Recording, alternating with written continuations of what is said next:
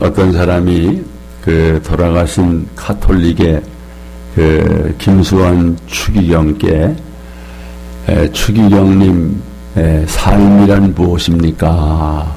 이렇게 질문을 했더니 그분이 대답하기를 삶이 무엇인지를 나는 기차 안에서 깨달았습니다 하시면서 삶은 계란입니다 이렇게 농담을 하더라는 거죠.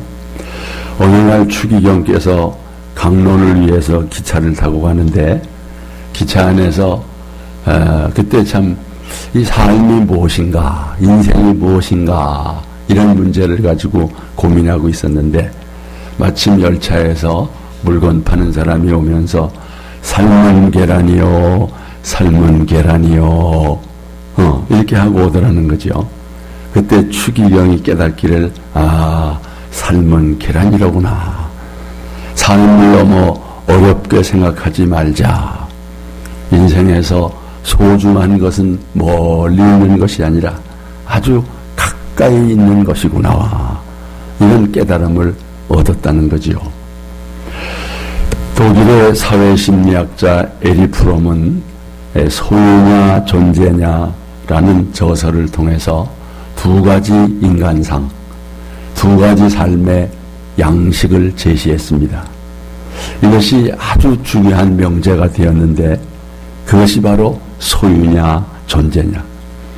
오늘 이 문제를 다시 한번 생각함으로써 정말 우리 인생의 새로운 좌표가 됐으면 좋겠습니다. 인간의 두 가지 삶의 양식이라는 것이 뭐냐? 그것은 다름이 아니라 소유 중심적인 삶이 있고 존재 중심적인 삶이 있다는 것입니다. 좀 어려운 말인데요. 이 소유 중심적인 삶이란 현대 산업사회의 생존 방식입니다. 현대 사회는 사람을 그의 소유로, 즉 그가 갖고 있는 것에 의해서 평가한다는 거죠. 그가 어떤 경력과 능력을 갖고 있는지, 어떤 배경과 학력을 갖고 있는지, 어느 정도 재산을 갖고 있는지, 자동차는 어떤 종류의 차를 타고 또 몇 평짜리의 집에 살고 있는지 이걸 가지고 사람을 평가한다는 거죠. 사람이 무엇을 얼마나 소유하고 있는가가 평가의 기준이 된다는 것입니다. 이것을 소유 중심적인 삶이라. 여러분 참 이게 어떻게 보면 당연한 것 같지만 자동차가 중요합니까? 자동차 안에 탄 사람이 중요합니까? 그럼 사람 중심이 되어야 돼요? 자동차 중심이 되어야 돼요? 그렇죠. 차는 소유, 사람은 존재입니다. 당연한 것 같지만 또 그렇지도 않은 것 같아요. 그래서 사람들은 더 많은 것을 소유하기 위해서 애씁니다. 사람들은 더 많이 소유함으로써 더 커 보이고 더 행복할 수 있다고 생각합니다. 더 인정받고 싶고 더 괜찮은 사람으로 보이려고 소유에 집착합니다. 그러다 보니까 더 많이 갖고자 하는 소유욕이 인생의 목적이 된 것입니다. 이것이 소유 중심적인 삶이라. 반면에 존재 중심적인 삶은 나의 존재와 목적에 대해서 생각하는 것입니다. 나는 누구인가? 나는 어떤 존재인가? 자기 정체성을 생각합니다. 나는 어디서 와서 어디로 가는 존재인가? 내 삶의 이유와 목적은 무엇인가? 이걸 생각하는 거죠. 어떻게 사는 것이 사람답게 사는 것인가? 진정한 행복은 어디서 오는 것인가? 이게 바로 존재 중심적인 삶입니다. 여러분, 예수님께서 가르치는 삶이란 어떤 삶입니까? 예수님께서 가르치는 삶은 물론 소유 중심적인 삶이 아니라 존재 중심적인 삶을 가르치시죠. 오늘 본문 25절을 다시 한번 보겠습니다. 내가 너희에게 이르노니 목숨을 위하여 무엇을 마실까? 무엇을 마실까를 몸을 위하여 무엇을 입을까 염려하지 말라. 목숨이 음식보다 중하지 아니하며 몸이 의복보다 중하지 아니하냐. 여러분, 여기서 말하는 이 목숨, 이 몸, 그 사람 자체 아닙니까? 하나님께서 지으시고 존재하게 하신 거지요. 예. 그리고 뭘 먹을까, 마실까, 입을까, 이게 바로 소유죠. 소유적 가치입니다. 무엇이 더 중요한 겁니까? 당연히 목숨과 몸이 중요한 것입니다. 그래서 존재적 삶을 사는 사람은 몸과 목숨에 관심을 갖습니다. 그 목숨과 몸을 주신 하나님께 감사하고 그 몸으로 어떻게 하나님께 영광을 돌릴까를 생각합니다. 이게 존재 중심의 삶이죠.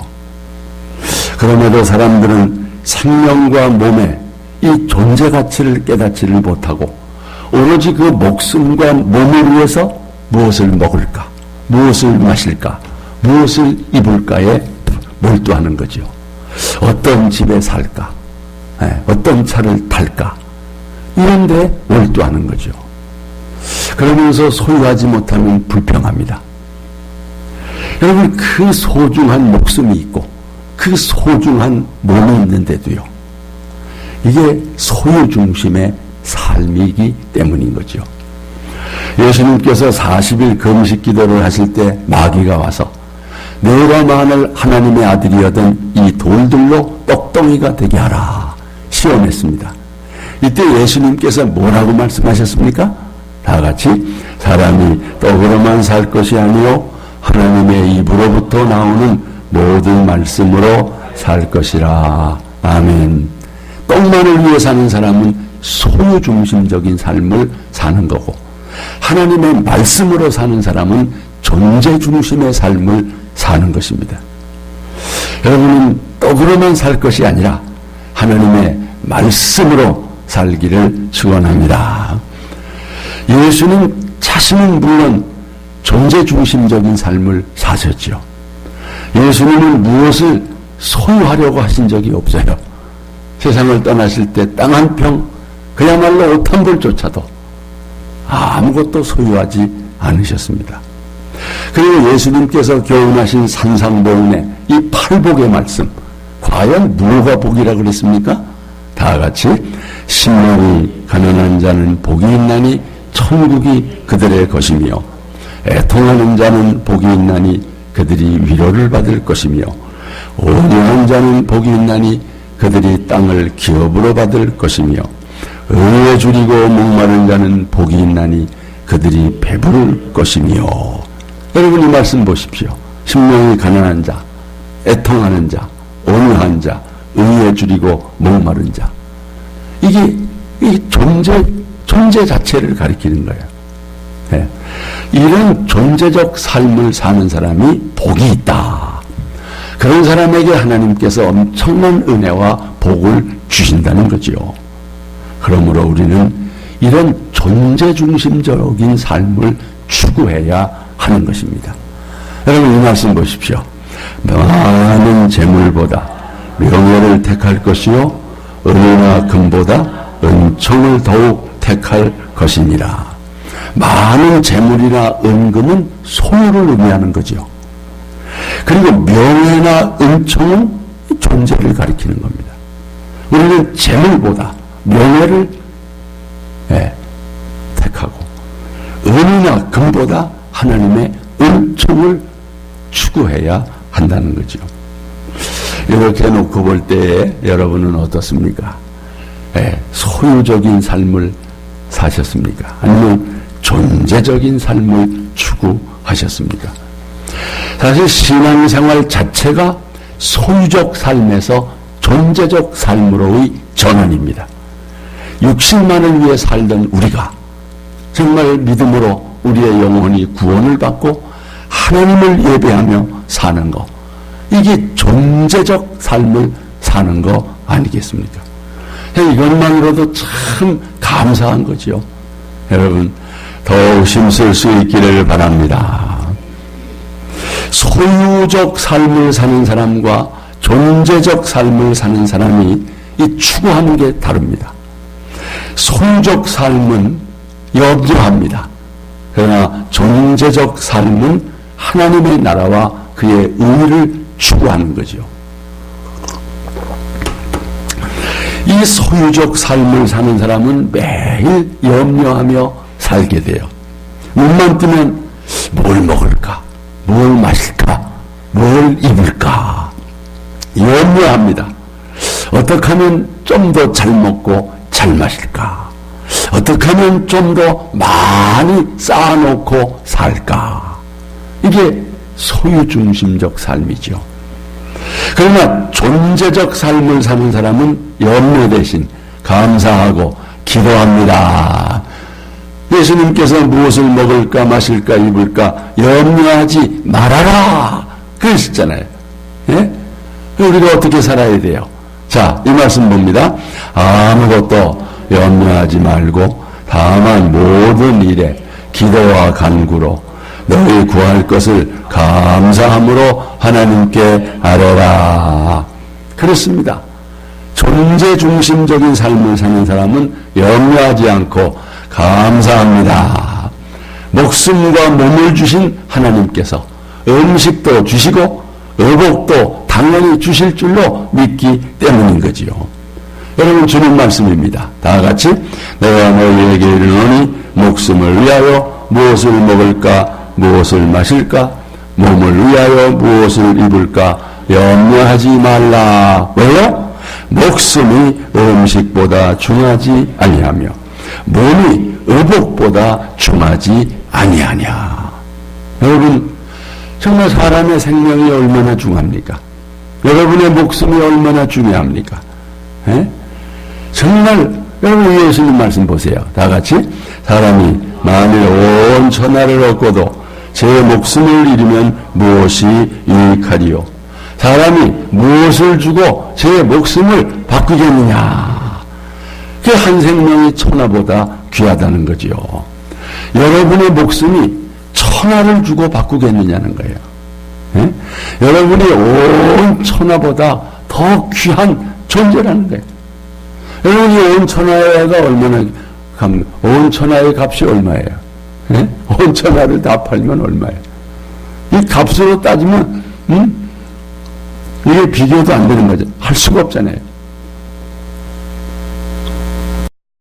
그러나 그보다 여러분의 생명이 더 귀한 줄로 믿습니다.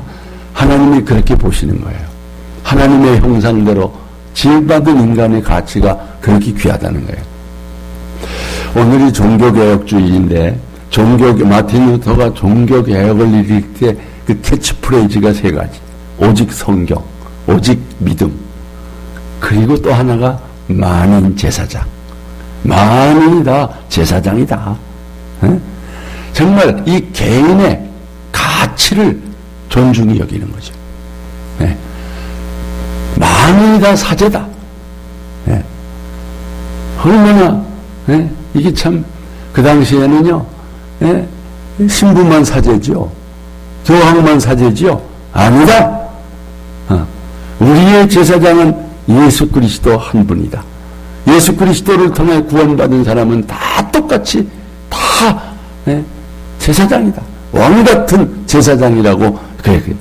이 얼마나 개인이 소중하다는 것을 이거 다시 이걸 찾아준 거죠. 여러분이 소중한 것을 아시기를 바랍니다. 이렇게 내가 소중하다고 생각하는 마음을 자존감이라고 그래요. 자존감. 우리가 자존감이 높아야 돼요. 특히 우리 믿음으로 사는 사람은 얼마나 우리 자존감이 높아야 되는 거예요. 어마어마하게 내가 소중하다. 이 자존감 높은 분이 우리 주변에 한 사람이 어떤 생각이 나요? 누군지 아세요? 에? 나는 하나님의 자녀다. 나는 젊다. 누구요? 김종우 목사님이잖아요. 양반은 엄청 자존감이 높아요. 기도 안 들리고 답답한데도 자기는 왕이 되는 거예요. 이게 자존감이 높은 거예요. 여러분, 이거 좋은 거예요. 그런데 이 자존감과 자존심이 달라요. 자존감은 스스로 존중히 여기는 마음이에요. 스스로. 그런데 자존심은 타인에게 나 좀 존중해달라고 요청하는 거예요. 나를 좀 소중하게 여겨달라고. 근데 그게 안 될 때는 이제 자존심 상한다고 화를 내요. 신경질을 내요. 여러분, 아니, 누구에게 인정해달라고 구걸할 거 없어. 그냥 스스로 자존감을 높이는 거지, 뭐. 그냥 스스로 소중히 여기면 돼요. 이 자존감 높은 사람은 화를 안 내요. 신경질 안 내요. 절대로 남에게 비교를 안 해요. 그냥 스스로, 나는 하나님의 자녀다. 나는 왕같은 제사장이다. 시험 드는 법이 없어요. 누가 뭐래도 나는 소중한 사람이다. 여러분, 하나님이 여러분을 소중하게 여기니 여러분 스스로도 소중하게 여겨서 아주 자존감이 높으시기를 축원합니다. 우리가 그렇게 소중한 존재인데, 그렇게 소중한 목숨, 소중한 몸을 주셨는데 하나님께서 그런 우리를 굶게 하시겠느냐, 그런 우리를 벗게 하시겠느냐, 그런 일은 없다는 거예요. 반드시 하나님께서 필요를 채워주시고 공급해 주실 것입니다. 이게 믿음이요. 이게 믿음입니다. 그런데 믿는 사람이 이게 안 되면 믿음이 작기 때문이에요. 믿음이 작기 때문에 염려가 되는 것입니다. 여러분의 자녀들이, 여러분 자녀들이 얼마나 소중합니까? 그들이 먹을 것 때문에 염려합니까? 오늘은 뭘 먹을까 걱정합니까? 안 합니다. 왜요? 부모를 믿기 때문에. 때 되면 다 먹을 거 주고 입을 거 줄 걸 믿기 때문에 절대로 자녀들은 염려하지 않아요. 그런데 여러분 하나님의 자녀인데 왜 염려하세요? 그렇게 하나님이 못 믿어오세요? 여러분 열심히 일하면 먹을 거 입을 거 안 생깁니까? 천하보다 더 귀한 생명과 몸을 주셨음에도 의식주 때문에 염려하는 건 마치 100억짜리 저택에 살면서 관리비 염려하는 거와 똑같다. 어리석은 사람이죠. 벤츠와 같은 고급 승용차를 타고 다니는 사람이 기름값 염려하는 거와 같다. 여러분, 이것은 하나님을 믿지 않는 고아와 같은 이방인들은 그렇게 살지요. 그래서 예수님이 오늘 본문 32절에 이는 다 이방인들이 구하는 것이라. 그들은 고아와 같고 아버지가 없으니까 고아는 때거리를 염려할 수밖에요. 무슨 옷을 입을까 염려할 수밖에 없고요. 그래서 소유적인 삶을 살 수밖에요. 그러나 여러분, 우리는 하나님의 자녀입니다. 여러분, 절대로 염려 근심하며 사는 소유중심적인 삶이 아니라 생명과 몸을 주신 하나님께 감사하는 존재적인 삶을 살아갈 수 있기를 축원합니다. 그리고 그 생명과 건강을 주신 하나님께 감사하는 것입니다. 한 번뿐인 인생인데 이 고귀한 생명을 가지고 어떻게 살까? 무엇을 위해 살까를 생각하는 거예요. 바로 오늘 본문에 그 답이 있습니다. 무엇입니까? 다 같이. 그런즉 너희는 먼저 하면 이 모든 것을 너희에게 더하시리라. 아멘. 우리는 먼저 먹을 거, 입을 거, 마실 거를 구하면 안 돼요. 먼저 하나님의 나라를 구해야 합니다. 복음과 하나님 나라를 위해서 일해야 합니다. 하나님의 의를 구해야 합니다. 하나님의 의는 하나님의 뜻입니다. 하나님께서 기뻐하시는 겁니다. 이게 우리 인생의 목적이 돼야죠. 이게 우리의 존재 이유가 돼야죠. 먹기 위해서 존재합니까? 마시기 위해서 존재합니까? 여러분, 이게 존재적 삶 아니겠습니까? 이렇게 살 때 하나님 아버지께서 이 모든 것을 더해 주십니다. 다 더해 주시는 거예요. 여러분의 사랑하는 자녀가 열심히 공부해야지. 우리 어머님 말씀 잘 들어야지. 그렇게 열심히 살면 먹을 거, 입을 거 다 주는 거예요. 여러분, 소유적 삶으로 염려하는 삶이 아니라 존재적 삶으로 감사하며 하나님의 나라와 하나님의 의를 구하며 사는 이런 삶을 사시기를 주님의 이름으로 축원합니다. 그 다음에 이 소유적 삶은 욕심을 낳고 존재적 삶은 평안과 행복을 낳습니다. 여러분 다 행복하기를 원하시죠? 행복하기를 원하시는 분 아멘 하십시오. 그래서 좀 더 가져야 되겠다고요? 좀 더 모아야 되겠다고요? 그건 아닙니다. 지금의 형편에서도 감사하고 자족할 수 있습니다. 행복은 소유로 결정되는 것이 아니라 어디에 가치를 두고 사느냐에 따라 결정되는 거예요. 소유적 삶은 물질을 추구하고 존재적 삶은 사람과의 관계를 추구하는 것입니다. 그러나 행복을 위해서 어떤 집에 사느냐보다 누구와 같이 사느냐가 더 중요하다는 거예요. 어느 곳을 여행하느냐가 중요한 게 아니라 누구와 같이 여행하느냐가 중요한 것입니다. 행복은 소유에서 오는 것이 아니라 존재와 관계에서 오는 것이다. 그러는 사람들은 자기 존재도 모르고 관계는 깨트리고 그냥 소유만 찾으니 행복은 점점점 멀어질 수밖에요. 우리가 행복하지 않은 것은 더 많은 것을 소유하고자 하는 욕심 때문입니다. 더 많은 재물, 더 큰 성공, 더 큰 명예, 더 큰 지위, 더 많은 소유를 추구하기 때문입니다. 사람들은 많이 소유하면 더 행복할 것이라고 생각하지만 오히려 더 불행해질 수 있다고 하는 사실. 우리 주변에 그런 사람들을 많이 보고 있다는 거예요. 욕심 때문에 죄를 짓고 결국은 사망에 이르게 되더라는 거죠. 이 말씀 보세요.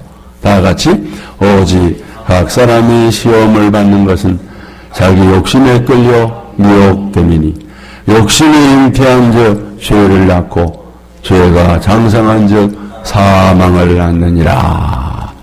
인간의 소유욕은 끝이 없어요. 100억을 소유한 사람이 있다면 다시 200억을 벌기 위해서 온갖 수단 방법을 동원합니다. 200억의 재산을 모았다면 이제 이만하면 됐다 그럽니까? 아니지. 내가 정치라도 해서 국회의원이 돼가지고 명예와 권력을 한번 써봐야지. 점점 인류의 불행은 지나친 소유욕에서 비롯됐습니다. 이런 사람은 모아도 끝이 없고 많이 가질수록 오히려 상대적 박탈감에 시달리게 됩니다. 소유적 삶에 집착하는 한 행복은 점점 멀어집니다. 소유에 집착하는 사람은 자기의 것을 빼앗길까봐 늘 불안합니다. 여러분, 사실 갖고 있다는 것은 언제든지 잃을 수 있다는 거죠. 부동산 많이 가지고 있는 사람, 주식을 많이 가지고 있는 사람이 얼마나 늘 불안해요. 늘 불안한 거예요. 이게 떨어질까봐. 여러분, 그래서 하나님 말씀은 이렇게 고면하지요. 다 같이 내가 이 세대에서 부한 자들을 명하여 마음을 높이지 말고 정함이 없는 재물에 소망을 두지 말고 오직 우리에게 모든 것을 후히 주사 누리게 하시는 하나님께 두며. 여기 정함이 없는 재물, 이 정함이 없다 그러니까 이건 부정한 재물 아니죠. 이건 곧 없어질, 여기 정자라는 건 고정한다는 정자죠. 곧 없어질 재물에 희망을 두지 말아라. 물질은 있다가도 없고 없다가도 있는 것이니 여기다가 희망을 두면 늘 불안하고 여러분, 우리는 소유에 대한 집착을 버리고 존재적 삶을 살아야 돼. 존재적 가치에 두어야 돼. 네? 정말 내 생명, 내 몸, 여기 얼마나 존귀합니까? 존재적 삶을 사는 사람은 빼앗길 게 없어 평안합니다. 소유적 삶은 욕심을 낳고 존재적 삶은 평안과 행복을 낳는다는 거 꼭 기억하시기를 바랍니다. 한 가지 더. 잠깐의 소유를 영원한 존재로 전환할 수 있는 방법이 있다는 거죠. 소유 중심적인 삶을 사는 사람은 보물을 땅에다 쌓고자 합니다. 여기 보물이란 물질을 비롯해서 자기의 재능, 은사, 지위, 무슨 권력 이런 것들 다 보물이죠. 이런 것들을 오직 자기를 위해서 쓰고 싶고 그리고 이런 것들을 쌓아놓고 살고 싶은 거지요. 그러나 예수님은 뭐라고 말씀하십니까? 자, 말씀 보겠습니다. 너희를 위하여 보물을 도적이 구멍을 뚫고 도적질 하느니라. 이런 보물을 땅에 쌓지 마라. 왜 땅에 쌓지 말라고요? 안전하지 않다. 안전하지 않은 이유가 뭡니까? 종이 쏜다. 녹이 쓴다. 그리고 도둑이 도둑질해 간다. 예? 그래서 어떻게 잠깐 보관했다가 빼앗기고 만다는 거죠. 그럼 보물을 어디다 쌓아두라 그랬어요? 너희 보물을 하늘에 쌓아두라. 예? 예. 거기는 좀이나 덕목이 하지 못하며 도적이 구멍을 뚫지도 못하고 도적질도 못하느니라. 여러분, 하늘에 투자하라는 거예요. 하늘에. 예? 하늘에 투자하면 안전하다는 거예요. 거기는 좀이나 덕목이 하지 못하고 도적이 구멍을 뚫지도 못한다는 거. 여러분, 우리가 몰라서 그렇지 이보다 더 안전하고 수지 맞는 투자는 없는 줄로 믿습니다. 아니, 보물을 어떻게 하늘에 쌓아두어요? 여러분, 어려운 이웃을 돕는 겁니다. 네, 내 물질로 구제하고 봉사하는 것입니다. 나눔을 실천하는 것입니다. 그게 보물을 하늘에 쌓는 거래요. 자, 이 말씀 보세요. 다 같이 선을 행하고 선한 사업을 많이 하고 나누어 주기를 좋아하며 너그러운 자가 되게 하라. 이것이 장래에 자기를 위하여 좋은 터를 쌓아 참된 생명을 취하는 것이니라. 아멘.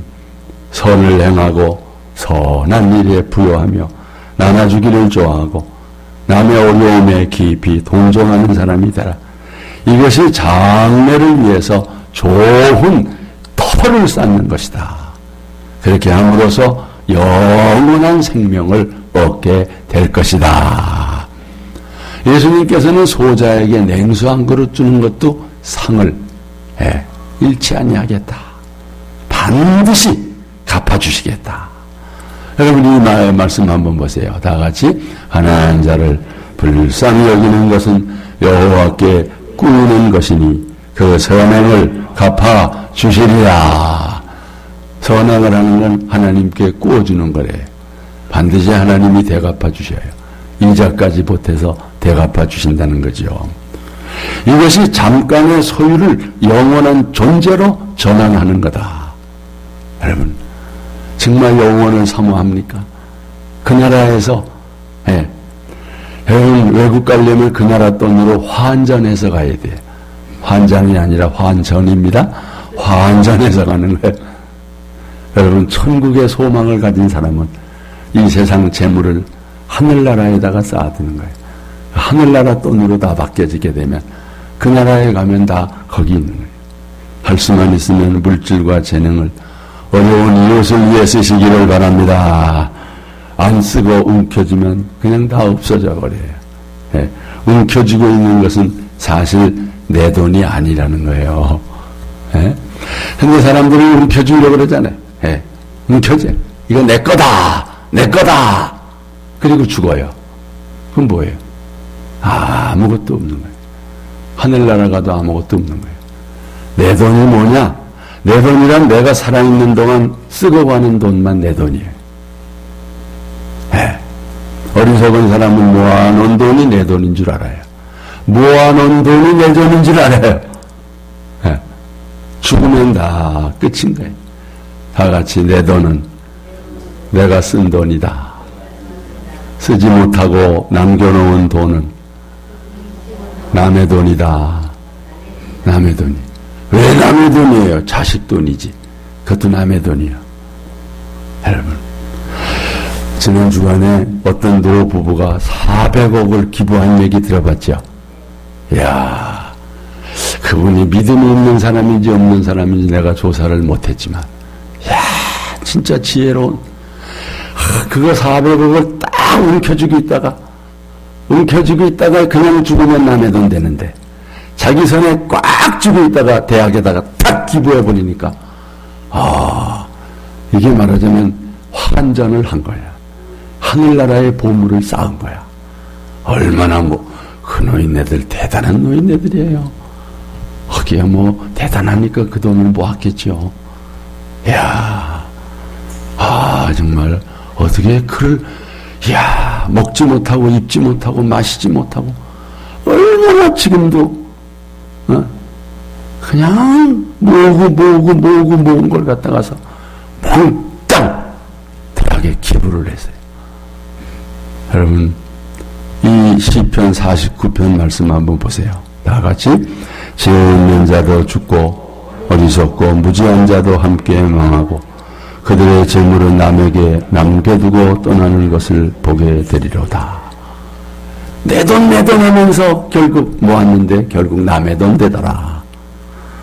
여러분, 그렇기 때문에 남의 돈을 벌기 위해서 애쓰는 사람은 어리석은 사람입니다. 아니, 이렇게 남의 돈을 벌려고 그렇게 애를 써요? 여러분, 물질을 잘 써야 합니다. 쌓아두면 물질이고 잘 쓰면 의미가 된다. 여러분, 쌓아두면 물질이고 잘 쓰면 의미가 된다. 멋진 말이죠? 멋진 말이에요. 맡겨주신 물질을 선하게 쓰는 것이 중요해요. 의미 있게 쓰는 것이 중요해요. 돈 버는 것은 기술이고 쓰는 건 예술이다. 엄청 오늘 좋은 얘기 많이 나오네.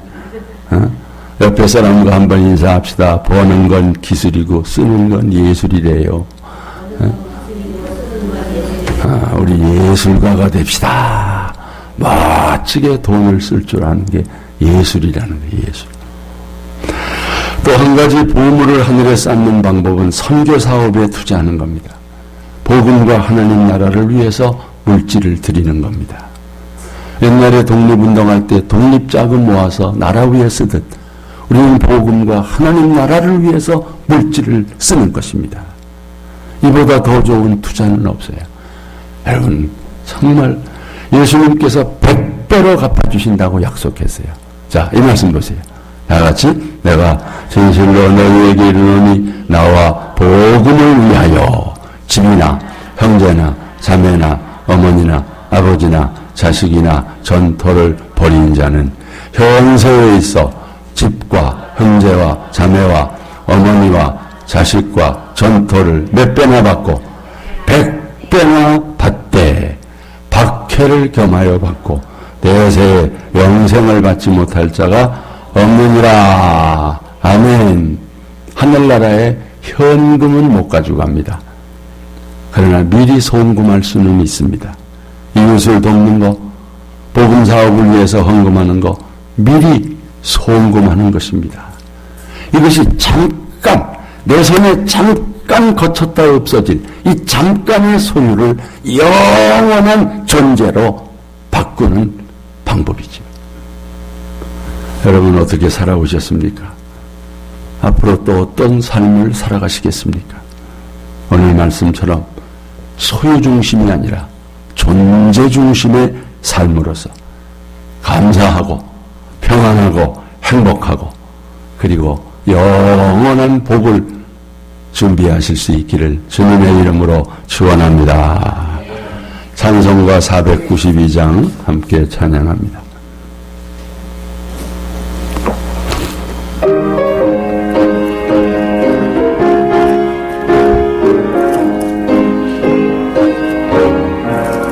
잠시 세상에 내가 살면 항상 찬송하라.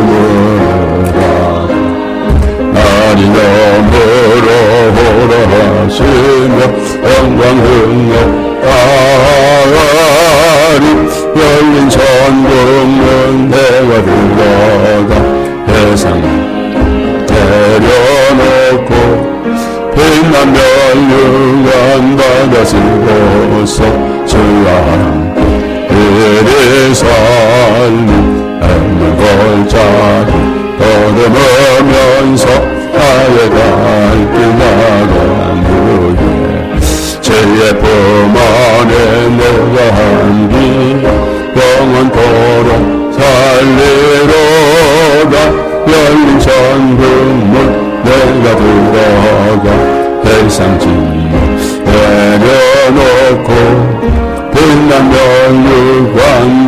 쓰고서 주와 함께 이리 살리 나의 가는 길 멀고 험하며 산은 높고 고른 길 거난 나의 몸 쉴 것 없어도 헛된 나의 결과로 열린 천국문 내가 돌아가 세상 열려놓고 빛난 멸류관 받아 쓰고서 주와 함께 길이 살리 한숨과 쉼도 주님 없는 나 사모하며니라 우리 내가 그를 배울 때 나의 기쁨 넘치리라 열린 천국문 내가 들어가 세상 내려놓고 빛난 멸류관 받아 쓰고서 주와 함께 길이 살리 주님만 믿고 기도합시다. 주여 아버지 하나님이여 하나님 아버지 감사합니다. 주여 하나님 아버지시여 주께서 주신 말씀을 기억하게 하시고 아버지 하나님 소유를 위한 삶이 아니라 아버지 하나님 아버지 존재를 위해 감사하며 주여 그의 나라와 그의 이를 구하며 살게 하여 주옵소서.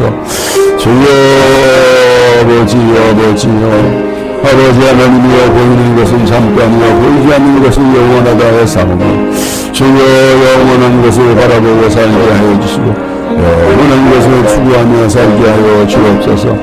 주여 아버지여 우리 하나님 아버지께서 함께하여 주시기를 원하옵니다. 주여 아버지여 아버지 주여 아버지